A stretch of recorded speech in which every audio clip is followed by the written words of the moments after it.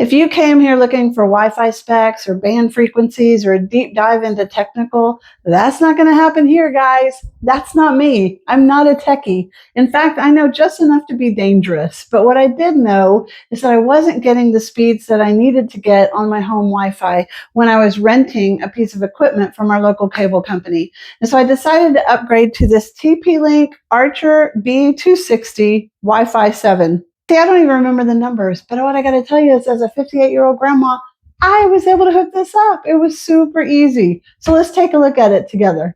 Setup is done through an app on your phone. It walks you through every step. I had it up and running faster than I expected. Here's what changed immediately. My speeds went up to over 200 Mbps, same internet plan I already had, and I didn't call and upgrade anything. I just stopped using equipment that's not doing its job and started using equipment that was.